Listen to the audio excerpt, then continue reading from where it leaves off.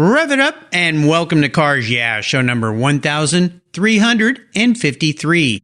This week I'm celebrating the 69th annual Pebble Beach Concours Elegance that takes place on Sunday, August 18th at the Lodge in Pebble Beach, California. I hope to see you there. To learn more, go to the pebblebeachconcours.net website. If you're out there by yourself and something cool is happening, you probably have a story. This is Cars Yeah, where you'll enjoy interviews with inspiring automotive enthusiasts.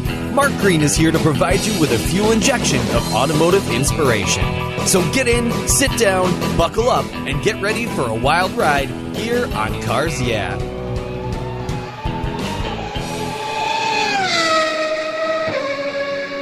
Everyone who knows me knows I'm really picky when it comes to my cars and keeping them looking new. I'm a huge fan of Covercraft floor mats. I've protected my vehicle with their products for decades. Want to keep your vehicle's interior looking new? It's easy with Covercraft floor mats. They will protect your vehicle's factory carpets from daily abuse, weather, pets, children, weekend adventures, and those everyday spills. It's a fast, easy, and stylish way to keep your vehicle looking new. Covercraft floor mats come in a wide variety of styles, materials, and configurations, all designed for maximum protection. In addition to Premier Plush and Berber custom floor mats, you'll also find cargo liners, canine cargo area liners, dash covers, and sunscreens. Enhance your vehicle's looks while protecting the factory finishes with easy-to-install and easy-to-clean floor mats. Covercraft is the right choice. Learn more today at covercraft.com and tell them Mark at Cars Yeah sent you. That's covercraft.com. Hello, automotive enthusiasts. I'm revved up and so excited to introduce today's very special guest calling in from the Laguna Seca racetrack where he's playing with some very cool cars today, Ed Lowe. Hey, Ed, are you buckled up and ready for a fun ride? I am indeed. I got my 5-point harness on and ready to go. All right, we'll have some fun. Ed Lowe is the Senior Vice President of Content at Motor Trend Group and serves as Editor-in-Chief of Motor Trend. He has almost 20 years of experience in automotive journalism and has held leadership positions as Editor-in-Chief of Import Racer Magazine, Managing Editor of Road and Track Speed Magazine, and Editor-in-Chief of Sports Compact Car, all great publications I've enjoyed for years. Ed moved to Motor Trend in the spring of 2007, became its executive editor in 2010, and then editor-in-chief in 2011. In his time with Motor Trend, the brand has become the leading automotive enthusiast magazine and the industry leader across the web, social media, and video.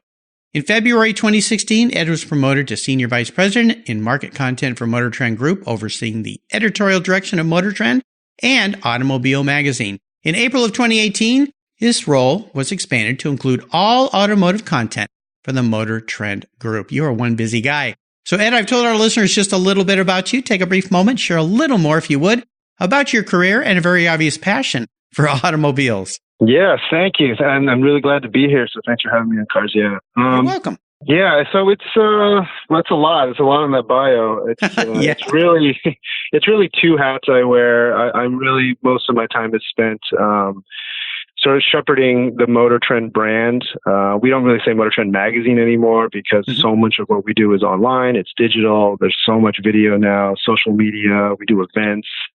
And then the other thing I do for the Motor Trend Group, which is our new company, is that we have 22 brands that have magazines and digital and video platforms. And I help sort of curate and direct the car content, both for the in-market, the new car space, and the aftermarket. Very cool. You know, I love what you guys are doing in the sense of, you know, we've all talked about or heard about magazines are kind of going the wayside. It's a increasingly difficult platform to continue with because of so much digital and what people want to see today and how they want to consume information. And to me, Motor Trend is one of those very unique companies that has embraced that concept and taken it down a whole new path and really looking towards the future. I really commend you for what you guys are doing.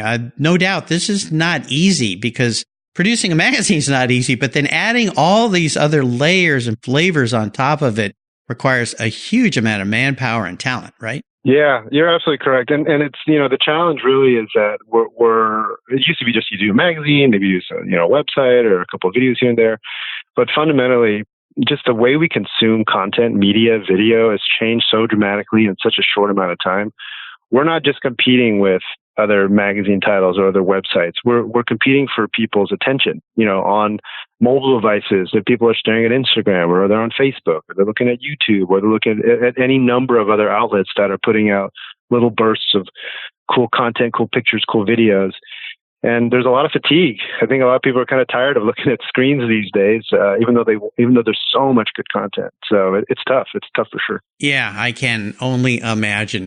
Well, as we continue on your journey, let's start with a success quote or a mantra. This is some kind of saying that's been instrumental in forming your life and your success. It's a really nice way to get the inspirational tires smoking since you're at the track today. So Ed, take the wheel. Yeah, that's a great question. The one that there's obviously think big, right? This is something that I had to learn when I got to Motor Trend. I'd worked for some smaller brands before, and what's great about having a brand like Motor Trend, which has 70 years in the automotive media space, is that we can really do some amazing things. And I tell the staff all the time that the only challenge is are we thinking big enough? The second one really, I think, is more of a directly applies to journalists. And I hope it resonates. And that's, it's really like, if you are, make sure you are in a place, in a physical place where others are not.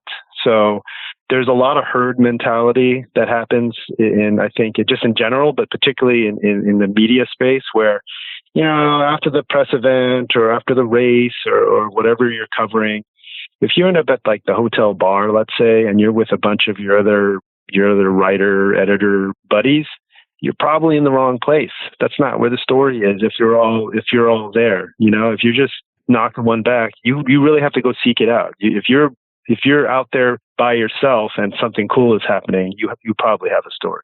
Yeah, absolutely. I love the concept of think big, and to me, it relates in a way of a metaphor of being at the track. Since you are at the track today and you're driving, the picture you sent me, a very cool McLaren Senna. I'm a little jealous of what you're doing today, Ed. I need to jump on my little private jet and fly down there. If I only had a private jet, that would be pretty cool. Since there is an airport right down the road from you there, is the fact that thinking big, and when you're on a track, you're always looking way down the track for the next corner and thinking of the next corner after that versus what's in front of you. And to me, that's what's happening with media these days. Yeah, you've got to be looking way, way, way ahead. Because, boy, this fickle audience that we have to deal with today and how quickly these shiny objects just sway them and move their eyes from what we have to say is certainly a huge challenge for sure. Well, I want to talk about a story that instigated your personal passion for cars. Go back in time. You've been a car guy for an awful long time. Is there a pivotal moment in your life when you knew that you were indeed a car guy? That's a great question. I've always been a car guy, and I didn't really realize how much so until I think I reached a sort of post-college. But I'd read all the magazines. My dad got them all. It really does come from my father.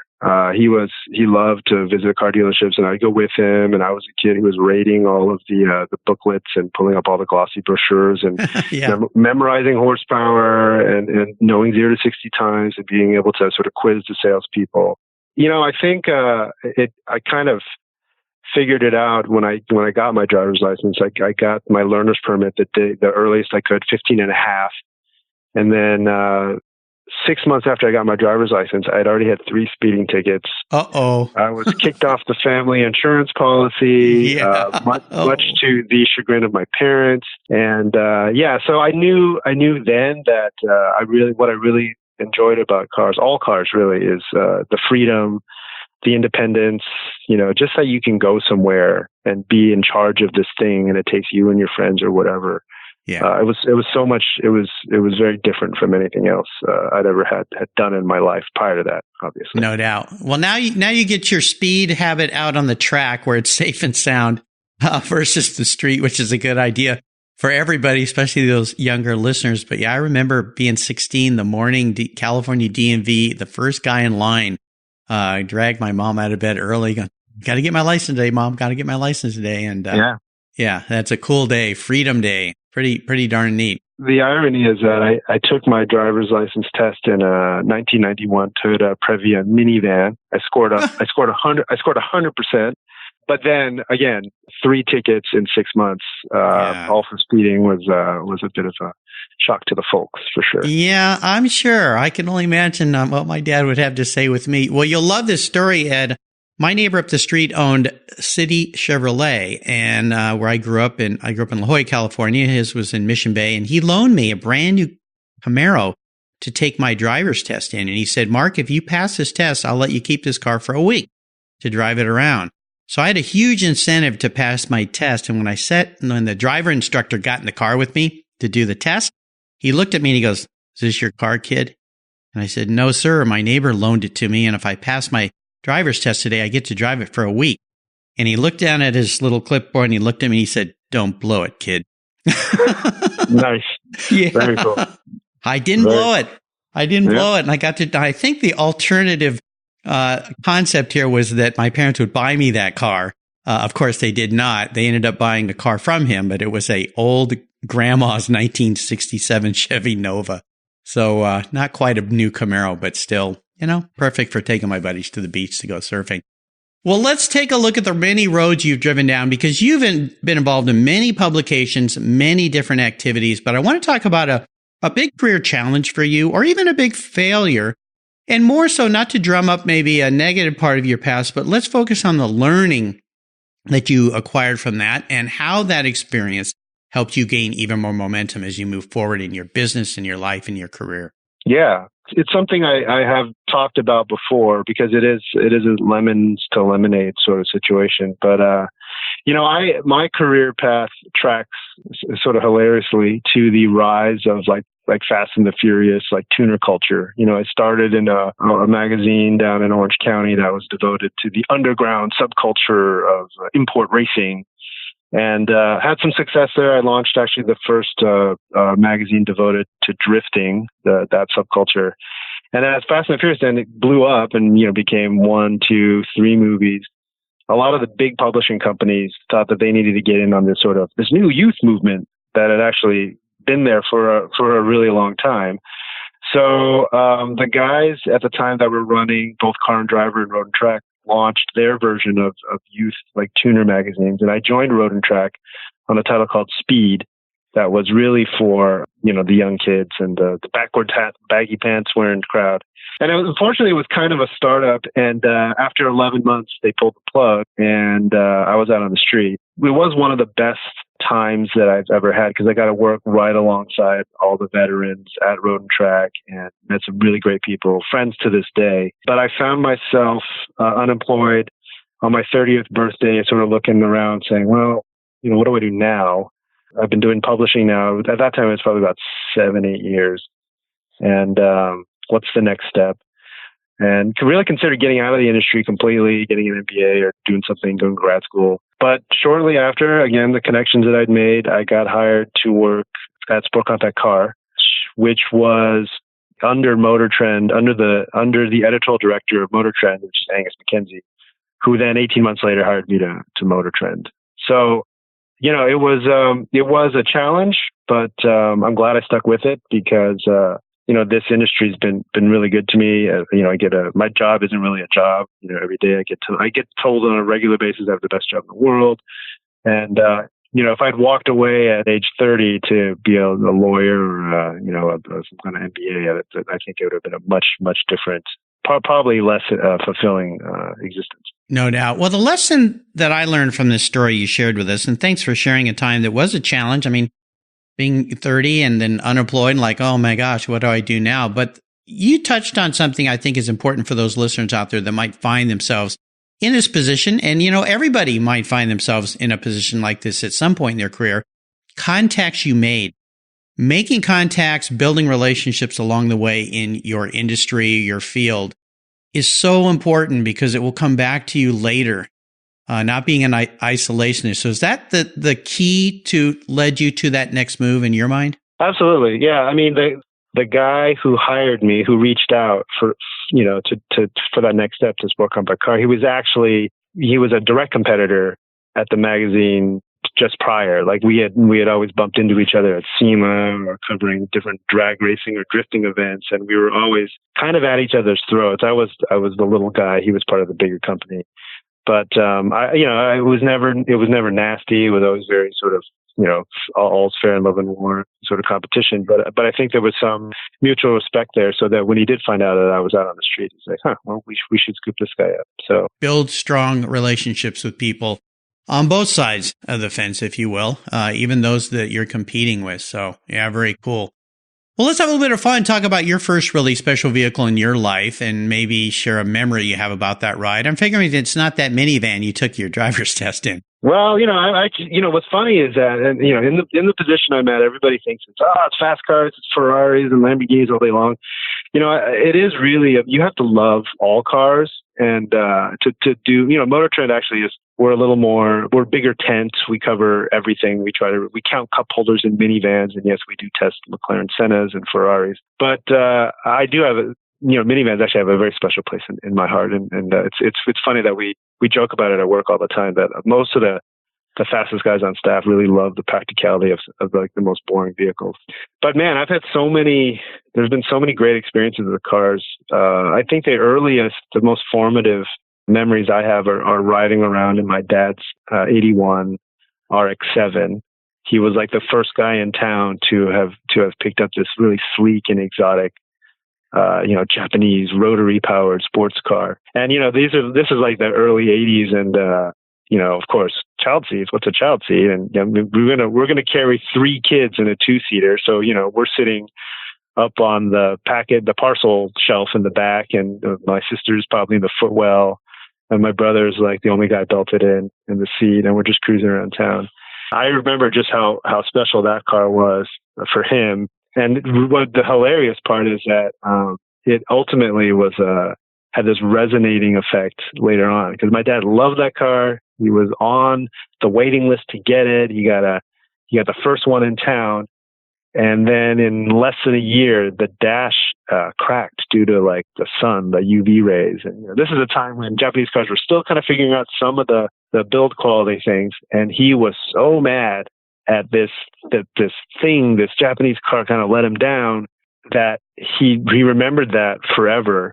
And when the NSX came out, he specifically did not buy the 1991 NSX because he remembered this. Yeah. Because of that. And I was like 16 when the NSX came out, and I was like begging him, like, Dad, like, you gotta. He's like, no. They probably haven't sorted this thing out. So yeah. Yes, which kills me to this day, because he was like a loyal Honda customer, and we could have gotten a smoking deal on an NSX. But whatever. Yeah, I'm over it, because actually, if he had bought that car, I probably would have snuck out in it at night or done something stupid like lowered it or probably wrapped it around a tree. So, I'll always remember that RX-7 for what it was. It's funny how those experiences can really affect us for a long time. When I was a little kid, my mom and dad bought a Pontiac Le Mans, and my dad, soon after buying that car, started calling it the Pontiac Lemon, because it had so many problems. And after about 9 months, he found, I'm done with this thing. And forevermore, Pontiacs are terrible. Never buy a Pontiac again. Horrible cars. And to this day, I'm telling the story now. I mean, it went through a whole nother generation of a bad experience. But the 81 Mazda RX-7, I had just graduated from college, and I went home to visit my mom, and she had one. I went, Mom, you bought a RX-7? What the? How come you never bought cool cars when I was living at home? You're driving, Oldsmobile Vista Cruiser station wagons.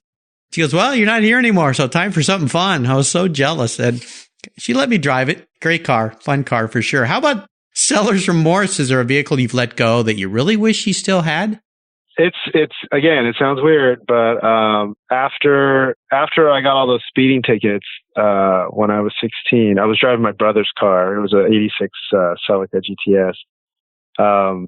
My parents were like, look, we can't take you to school anymore. You live too far, but you're just killing us with these speeding tickets. So here's the slowest vehicle we can find, and it was an 83 Toyota 4x4. Pickup truck, long bed, single cab.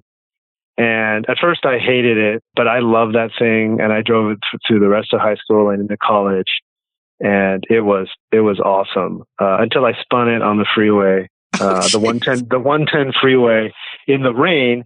And that actually wasn't a mistake because I recovered. I mean, I think I did like a 180. Oh, okay. And then it came back around. If you stick it. I didn't hit anything. But the thing is that I accidentally told my folks, I'm like, man, I spun that thing. And they're like, you got to sell it. Like, get rid of it. It's not safe. They're like, you're going to, at that point, they'd seen the rollover things and trucks. They were like, get rid of it. But I missed that.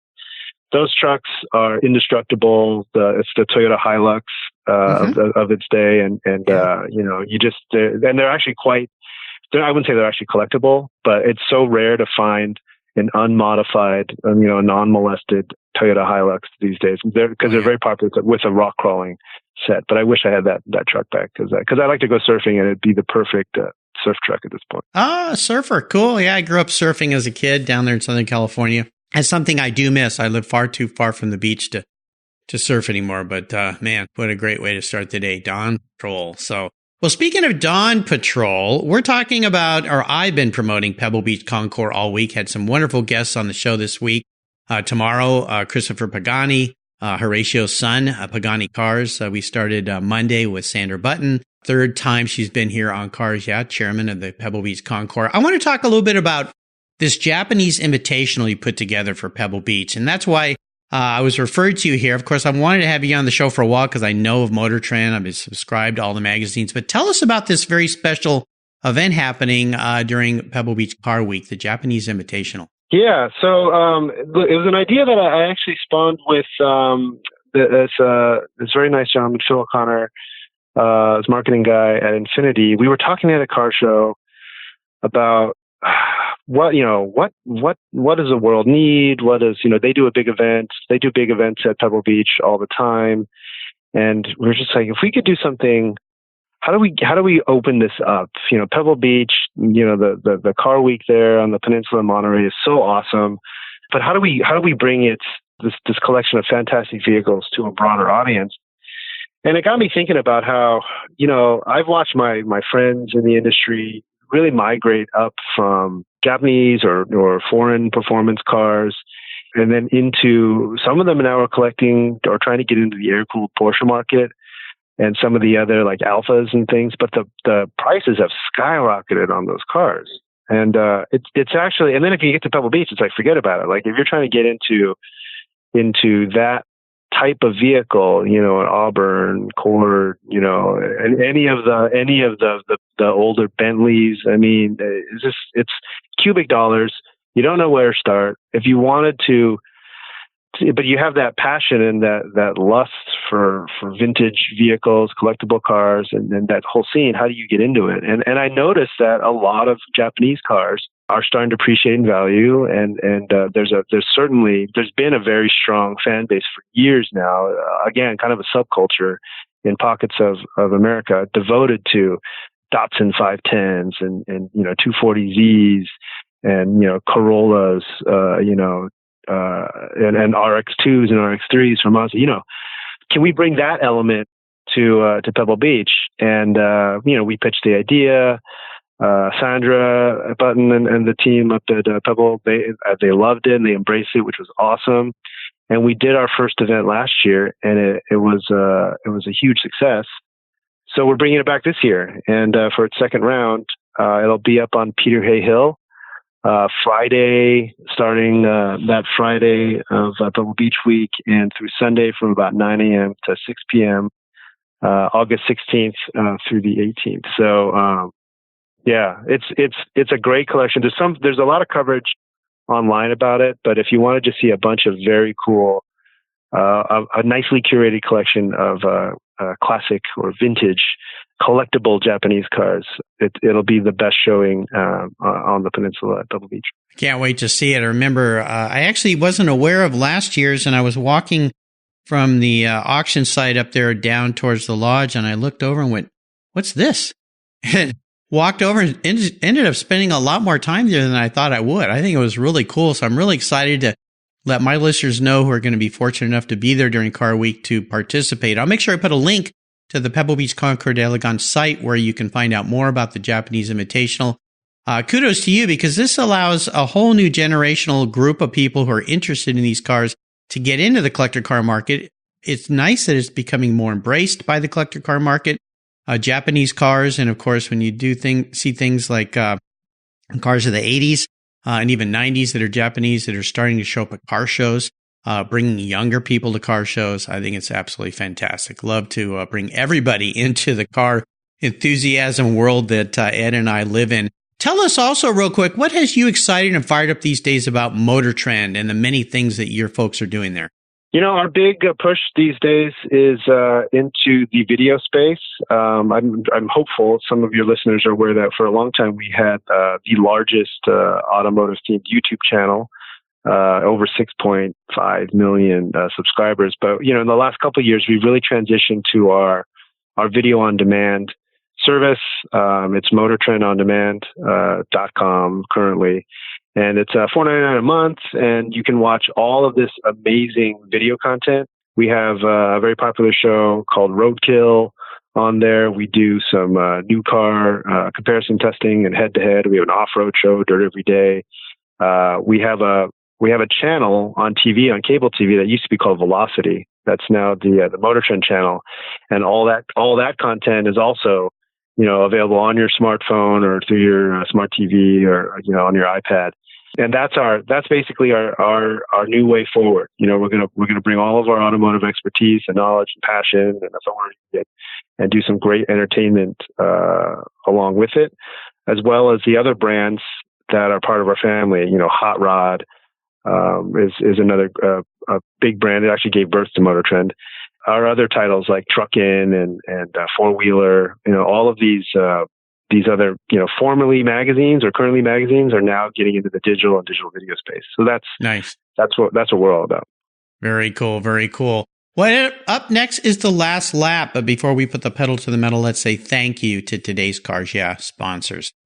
When you want proven performance, there's one brand that's been around since 1938. That's Edelbrock, building the finest American-made performance products for the street and track. Edelbrock's products are designed and dyno-proven to deliver maximum results. Edelbrock has thousands of made-in-the-USA performance products for all makes and models. From their new AVS2 carburetor and innovative ProFlow 4 EFI for your muscle car or truck, to superchargers for your daily driver and more, visit Edelbrock.com to check out the latest products for your ride. And when you're ready to check out, enter Cars Yeah in the coupon code and get 10% off your order. That's Edelbrock, automotive performance since 1938. You take care of your cars, but who takes care of your investments? Tune-ups aren't just for engines. Updating your financial plan is important too. Your GPS may take you from A to B, but it won't help you on the road to financial freedom. For that, you need a good co-pilot and a very trusted advisor. Chris Kimball, CFP, is just the man for the job. He'll guide you down that road without driving you crazy. For over 25 years, Chris has helped people just like you and me with their financial planning and investments. With a master's degree in financial services, he is eminently qualified. And he's a car guy too. Learn more at chrisvkimball.com or call 866-ON-A-PLAN. Securities through Money Concepts Capital Corp. Member FINRA SIPC. CK Financial Services is not affiliated with Money Concepts Capital Corp. Are you looking for a way to get your products or services into the ears of thousands of automotive enthusiasts around the globe? I can help. This is Mark Green here at Cars Yeah, and I'd be honored to be an influencer and ambassador for your brand in a unique and personal way.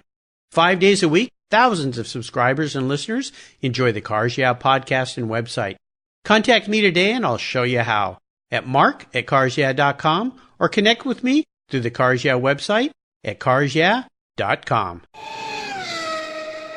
All right, Ed, we're back. And I have a very introspective question for you. If you woke up tomorrow and you were a vehicle parked in the garage, what would Ed be and why?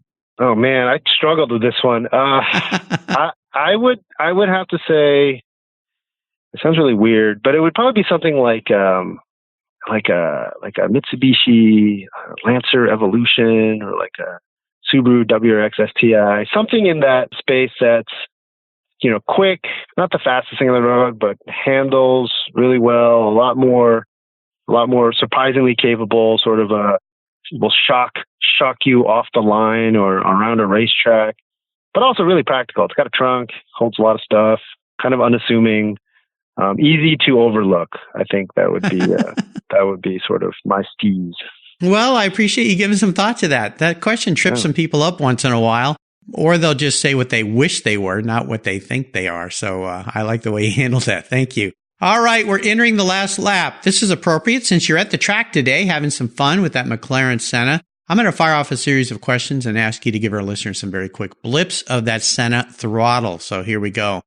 What's the best automotive advice you've ever received? Keep your eyes up, look through the next corner. Oh, yeah, definitely. I took my racing license there at Skip Barber when I was at the track, the 3-day open wheel course they had. And oh, man, how many times did I hear that? Head up, look ahead, look way down the track, look down the track. Yep. Yeah, same when I got my motorcycle endorsement. Head up. Yeah, don't look where you don't want to go. Would you share one of your personal habits you believe has contributed to your many successes over the years? Yes. Exercise in the morning. Get it out of the way. Just get up and knock it out, because otherwise, at the end of the day, you can just make excuses. It's not going to happen. The morning is the only time that I find that I actually have some control over. Yeah. So just get up early and get it, knock it out. Great advice. Do you have a resource that you think our listeners would really enjoy? I'll bet you have a few of them. They got a couple. Please, obviously, head to motortrend.com. All the automotive content you want to see, read, watch. And then our video service, motortrendondemand.com. It's awesome. It's a great gift, too, for any car guy or car gal in your sphere. Yeah, it's a great point, because buying for car people, I mean, just ask my wife every year, what do you want, dear? Well, I'd like a new GT3, please. Okay, let's get real again. Stop asking for that. You're not going to get it. So, Motor Trend On Demand, great gift idea. If I could arrange for you to sit down and have a drink or a meal with anyone in the automotive industry, living or deceased, who would that be? Probably Carroll Shelby in his prime. I met him only a couple of times, very briefly, before he passed. And I at the time I met him, I wasn't sort of fully aware of his impact on the broader automotive sphere, particular performance and American muscle car and sports car scene. And just to be able to talk to him at the height of his prowess would be great. No doubt. He's the second most recommended person when I asked that question, Henry Ford being the first, considering that those two, work together in a lot of respects, I guess you would say, with Ford Motor Company, not Henry Ford. He was a little before his time, but I got to meet him briefly at Laguna Seca when he was the featured guy during the Monterey Historic races years ago. I had a 66 GT350 Mustang, and I brought the glove box from that car and carried it all over the track until I saw him and asked him if he'd sign it. And of course he did, which is pretty darn cool. And I just had his grandson, Aaron Shelby, on the show here, which was a very interesting conversation, and to get some perspective of a guy whose grandfather was Carroll Shelby. Can you imagine that? Wow. Pretty incredible. Listeners, you can go back and listen to that on the Cars Yeah website. How about a book, Ed? Is there a book you'd like to share with our listeners? Oh man, there are a few, and I'll probably get filleted by my colleagues for recommending this one. One of the best books I had in my career in the early start was the Road and Track Automotive Dictionary, edited by I think it was John Dinkle. I don't think it's in print, but you can find it on eBay. But it's awesome. It's a dictionary of automotive terms. But if you want to learn about just cars in general, it's a fabulous resource to have. It basically predates like Google searches. If you want to look up any oddball like chassis terminology, it's all there. So no, that's a good one. I have that on my shelf. My parents bought me that decades ago. Yeah, and I'm trying to remember when did it come out, like in the 70s or? It's gone through a few reprints. Mine wasn't from them. Mine was a softbound. It looks actually fairly modern. I think it was probably the second or third reprint. And they would say 90s was the one I had. Okay. Yeah, I know you can get that. There's several places you can go and buy that book and find that book. Different websites. And of course, you can go on eBay, see if somebody's got one they want to let go. So very cool. Yeah. Well, I'll make sure you can find all these great resources Ed has shared on his Cars Yeah show notes page. Just go to carsyeah.com, type in Ed Loh, L-O-H, and that page will pop right up. All right, Ed, we're up to the checkered flag here. Something you've seen many times, I'm sure, on the track, but this question can be a bit of a doozy. Today, I'm going to buy you any cool collector car on the planet. I'm going to park it in your garage so you can have some fun with it, but there are rules to this game that may change your answer from what you might have previously said. One is, it's the only collector car you can have. You have to drive it, no garage queens, but I don't think that's a problem for you. Just don't spin it on the freeway, if you would. And you can't sell it to buy a bunch of other toys with. That little trick's off the table. So what can I buy you today, Ed? The only part. That's the part that kills me. Like, it's the only one, the only collector car can have. I know. Man, I would say, just because I'm fascinated and I don't think I'd ever really pony up to do it, is like a Citroen SM. What? Oh my gosh. Yeah. Okay, this is an interesting answer. Yeah, this answer sometimes it's pretty obvious. People say things, Ferrari GTO or something but Citroen SM. Oh, well, I'll tell you, I think it was my 7th guest here on Cars Yeah, Kenji Yoshino. I worked with him. I hired him back when I was at Griot's Garage to help us with our Japanese business. He since went on and started a Citroen parts business. So he's smiling today. He's a regular listener. You could go back and listen to his show. He loves Citroen, and he kind of opened my eyes to Citroen because he would bring them to work and let me drive them and take me for rides in them. I'm like, this is the funkiest thing I've ever been in, but it's kind of cool. What is it about that car that made you choose that car? Well, they're first of all, I think they're gorgeous. They're really, and they're so distinct.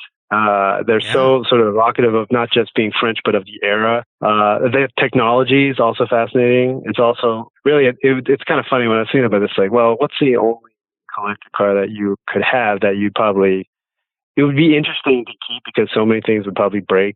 You'd have to sort of keep at it, between the hydraulics and everything. And it's also quite practical. Like I was saying, like, you have to drive it, you got to drive around. It's got to be sort of pleasurable. You can see it's not just a roadster. It's not something that is really only for like a sunny day.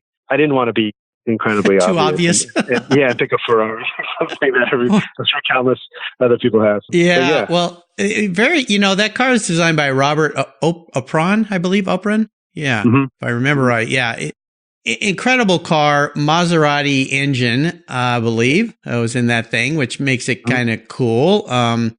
Wasn't there a movie with Burt Reynolds? Burt Reynolds. Didn't he drive one of those in a car? He was getting chased by the police or something. I think he was driving. Yeah, it was one of the few chase scenes you'll ever see in a Citroen SM. Kind of interesting. Yeah, I think he was a football player or something, got chased by the police and ended up in prison or something. At any rate, very interesting choice, Ed. Wow, you threw me for a loop here. That's pretty cool. I like it when people answer that question in a way I would never have guessed.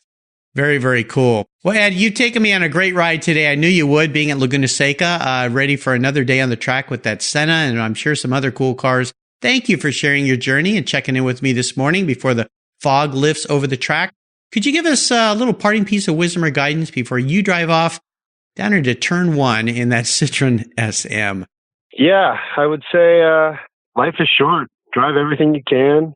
Get behind the wheel as often as you can. And really, at the end of the day, though, as cool as the cars are, it's the people behind the cars that really matter. Yeah. That's the truth for sure, especially when it comes to Monterey Week, Pebble Beach Concours d'Elegance. Please join Ed and I at the 69th Annual Pebble Beach Concours d'Elegance. You can join us with the Japanese Invitational, I should say, that's taking place during that week. I'll put links to that so you can learn all about it. What's the best way, again, for our listeners to learn more about Motor Trend? Please head over to motortrend.com, and you can find all of our content there, including our video content at motortrendondemand.com. But, all the links are at motortrend.com, as well as our coverage of the Japanese Automotive Invitational at Pebble Beach. Very cool. Pour yourself a long, tall drink because you're going to be there a while. Motortrend.com has everything you can dream of for your automotive enthusiasm. Ed, thanks for being so generous today with your time and expertise and for calling in from the track there at Laguna Seca. Until you and I talk again, I'll see you at the Pebble Beach Concours. Thanks, Mark. Appreciate it. Had a lot of fun. This has been great. Hey, Mark Green here from Cars Yeah. Did you know you can now see me on the Cars Yeah TV show? It's a weekly visit to some of my past Cars Yeah podcast guests, and I take you along for the ride. You go behind the garage door and into their lives, their businesses, and you get to see what makes them successful. With tens of millions of viewers, Cars Yeah TV is making its mark. Cars Yeah TV is available on MAV TV and Lucas Oil Racing TV. You'll find MAV TV on Direct TV, Fubo TV, Fios by Verizon, or you can stream it through Lucas Oil Racing Television online. And they said I only had a face for podcasting. Thank you so much for joining us on today's ride here at Cars Yeah. Drive on over to carsyeah.com to find show notes and inspiring automotive fun. Download your free copy of Filler Up, a fun book filled with gorgeous photographs of fuel filler fun, including quotes from more inspiring automotive enthusiasts. Download your copy today, and we'll see you next time on Cars Yeah.